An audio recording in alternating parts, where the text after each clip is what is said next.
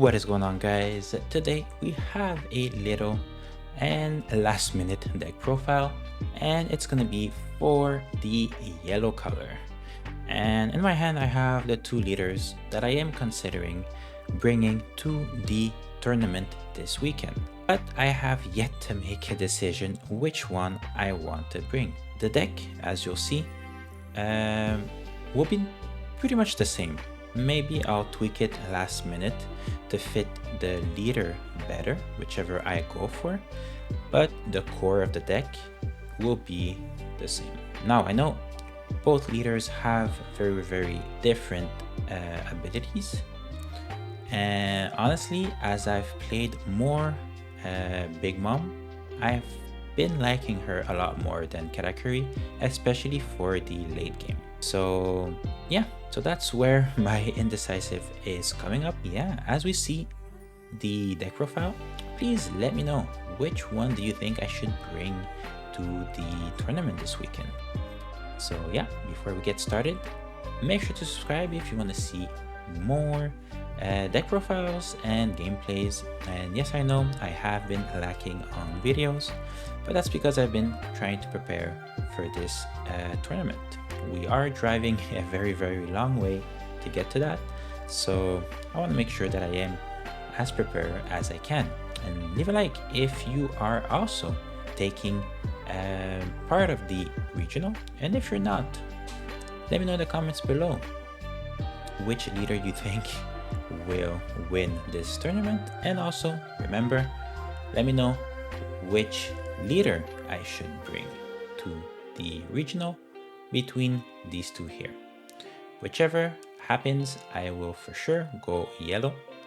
I was thinking of going something else, but I don't think it's as consistent as yellow. So yeah, without further ado, let's get started.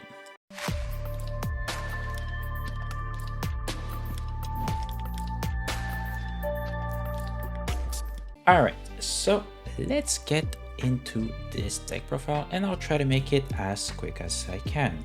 So first off, and of course, we are putting for pudding.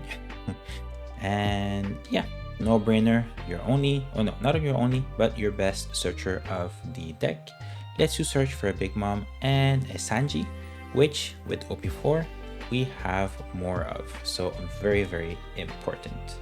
And the next one is Pearl, and we put 4 of this card. Pretty much the same reason as we always run Pearl. It's an amazing card, 3 for 5, great body, trigger, trash one card.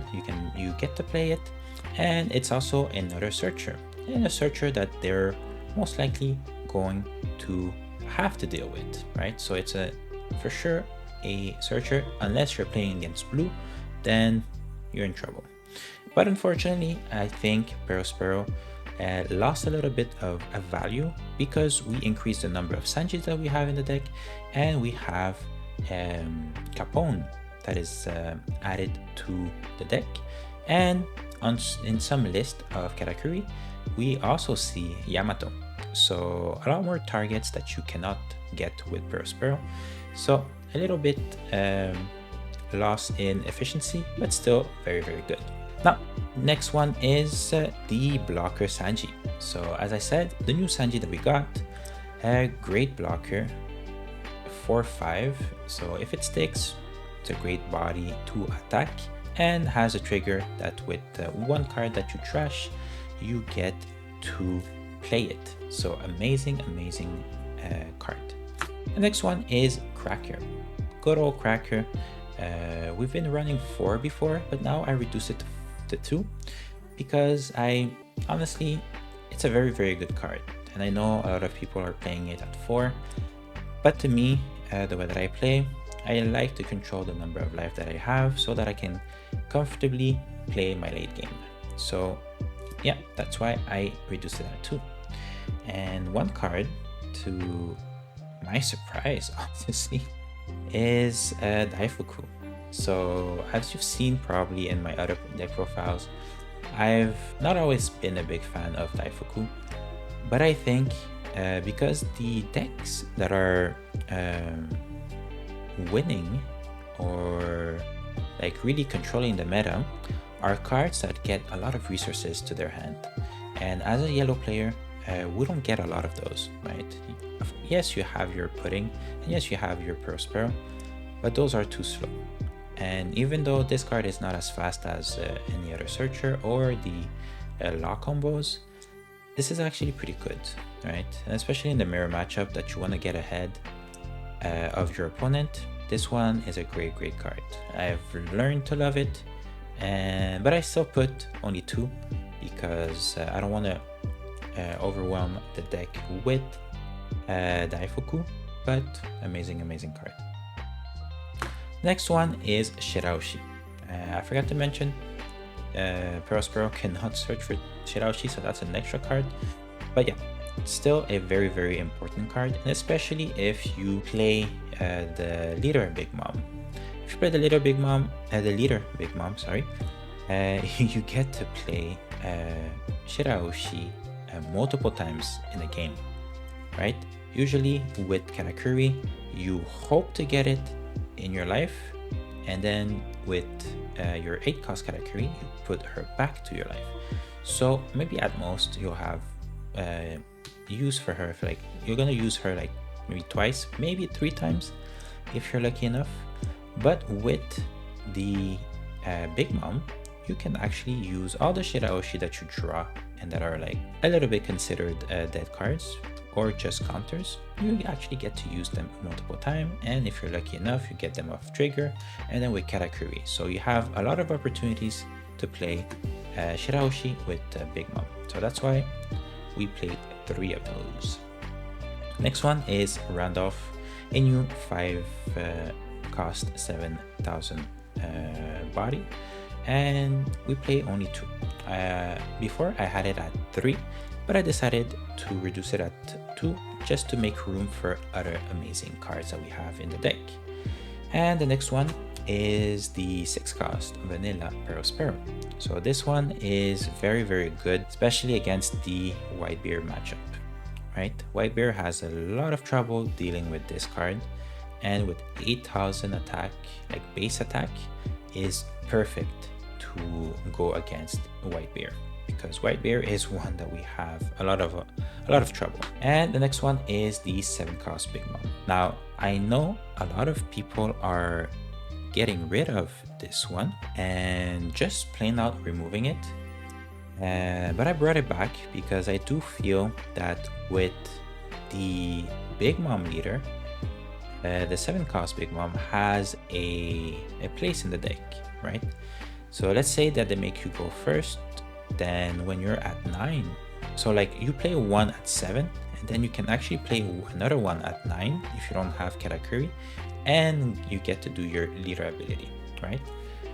Obviously you'll have to think which one to do first, especially if your opponent intends to give you a life, so that could ruin your leader ability. The other card that I would replace the 7-cost Big Mom would be with 2 Yamatos. I tried playing the Yamato in my Karakuri list, and it's actually pretty good. Unfortunately, this card is not searchable, which is why I'm on the fence of putting it, right? It's because it's either you draw her or you just don't, because there's no way to get this card.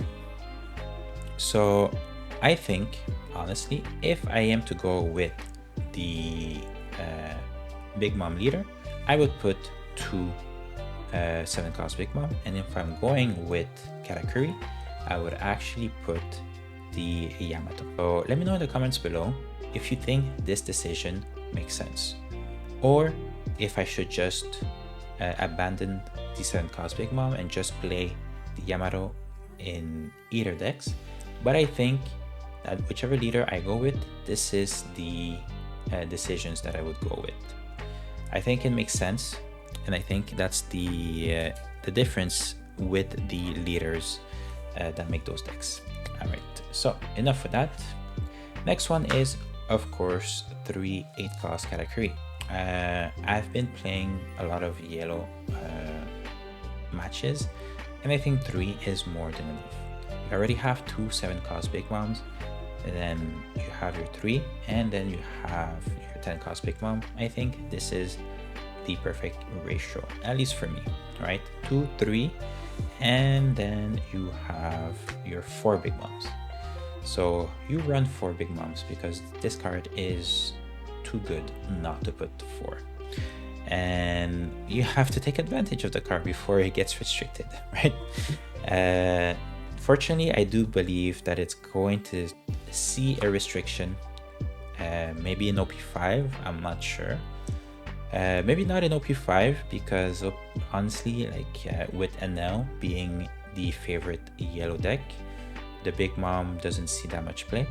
But maybe some yellow players are gonna go back to either Big Mom or Karakuri, so this one's gonna be coming back. So yeah, 4 10 cost Big Mom. Don't really have to explain it any further than this. This card is just too good. And now we are in our 2k counters, so I'm gonna put 3 Shusen.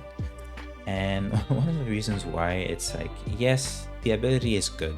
It's good against Law, it's good against Zoro, but it's not enough to, like, the Zoro matchup is no longer a problem, right? We have learned how to play against Zoro. And the Law matchup, honestly, even if you play Shusen, it slows them down a little bit, but let's be honest, it's not enough to win you the matchup against Law. So I reduce it to 3 because to make room for other cards and to prioritize other 2k counters. And I think it's fine. It's a searchable 2k counter, so if I need it, there is a way to get it. The other one that I put back at 4 is the Sanji. Now the Sanji here, the same reason as Daifuku, I've learned to play at least one of these almost every game if I have it in my starting hand, even if there's a chance of them being able to KO it. If it sticks, it gives me 1 card, and if it sticks another turn, it gives me a 2nd card, right? Against Rebecca, this one sticks for 2 turns, unless they have a card that they're gonna remove it with, but usually if I go 2nd, it sticks, right? So very, very good. Lets you draw 1 card, or like, yeah, pretty much lets you draw 1 card when attacking. So very, very good. The other one is Amount. I put it at 3 because same reason as Shusen, right? We got a new way to deal with 2 costs or less, but it's still not optimal, right? With Amount, you're using 3 dons to play her. Then you have to discard a trigger card. Most of your trigger cards have counters, right? You have your Capone, you have Shirahoshi, you have your Cracker, and you have your blocker Sanji, right? They're trigger cards, but they have counters, and they have better use to just being discarded, right? So reduce it to 3, 2k counter, and if I have to, I will try to play her, but the same reasoning as Shusen, this doesn't win you the matchup of Law. And then the next one that we have is Capone. With 4 of Capones, and especially with this Big Mom leader, because you actually get to stack your life with Capone if you need to, right? And that saves you a lot of the times, right? Like, yes, you want to prioritize like Shirahoshi, right, to make you draw cards, but if you have Capone, I mean, you stack it and then you just protect yourself from one of your opponent's attack, which is insane in my opinion. And then for the last cards that we have is the Thunderbolt. So the Thunderbolt, I put it at 3 because I do feel that it is very, very good and very important, but against a lot of matchups, right? It's good against Black, with against Borsellino, and against the Kuzan. It's good against Red to KO any of the annoying characters that they have on the field, and maybe you get to KO a Marco and they have to discard one of their events, right? And that also stops the Marco from attacking, right? So if they attack with something else, Thunderbolt the Marco, and then they have to make a decision and they waste an attack. And it's also good like against Law with the 5-cost Law blocker. No, off of trigger, KO a Law blocker. Amazing. So I put it at 3. This is one of the cards that maybe I'll reduce to 2, but I think 3 just to get it like either in my hand or in my life, just to increase the odds, right? So yeah, like for now I feel comfortable with that, so that's gonna be it. So yeah, that's it for the deck profiles. Again, like I know maybe the deck is more targeted towards Katakuri, but with some adjustments for the Big Mom leader. So yeah, that's pretty much it. That's what I'm gonna bring to the regional this weekend. So yeah, hope you liked it. I hope it didn't last too long. And yeah, make sure to subscribe if you want to see more content like this, gameplay, deck profiles. I'm gonna try to be more consistent, and potentially, I'm not sure, but I'll try maybe to do some live streams, right? That's gonna be fun, just to practice some games, either with you guys or just with some random people in the simulation. And yeah, leave a like if you're excited for that, and let me know in the comments below. Again, which leader do you think I should bring to the regional this weekend? Alright, thank you for watching, and I'll see you guys next time.